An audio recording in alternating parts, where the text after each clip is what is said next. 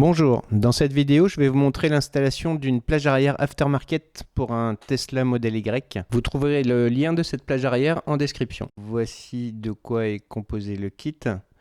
La plage arrière elle-même, deux supports arrière avec des petits crochets pour des sacs en plastique, deux crochets avant. Le tout paraît de très bonne qualité. Je les utilise depuis maintenant 2 semaines et ça se passe très bien.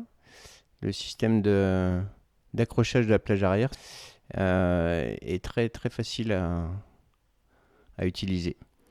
Donc voilà, la première chose à faire est de libérer la courbe du revêtement latéral de la voiture des deux côtés, puisque le petit support arrière va venir s'agripper sur cette partie courbe. Donc voilà, la première chose à faire ensuite est d'enlever le plastique du double face. Alors je vous conseille l'utilisation d'une pince à épiler parce qu'il est très difficile à enlever.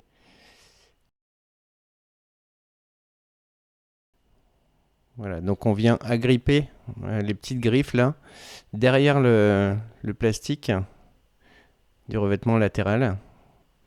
Et puis ensuite le double face maintient la pièce en position.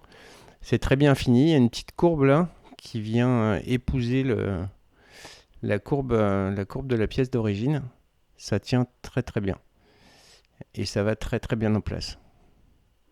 Donc voilà, même chose pour l'autre côté. Donc toujours une petite pince à épiler pour amorcer le retrait du plastique. Voilà, on vient agripper derrière la pièce d'origine à ce niveau-ci.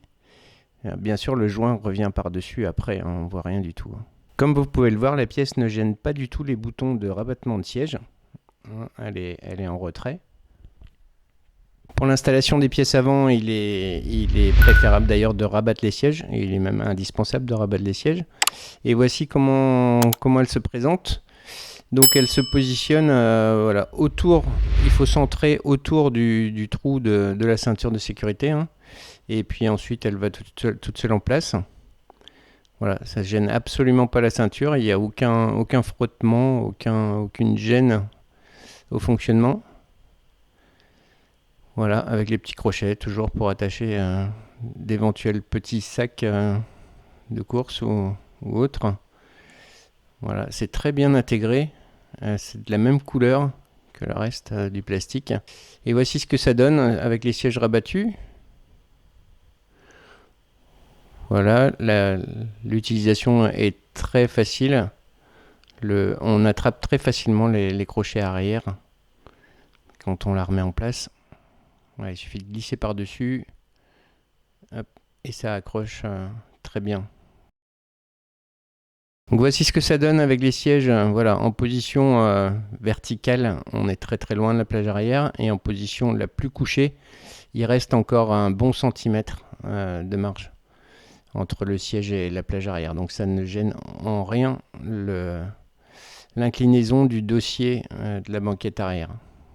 Voilà, on voit bien l'espace qui reste. Donc voici ce que ça donne avec les sièges levés.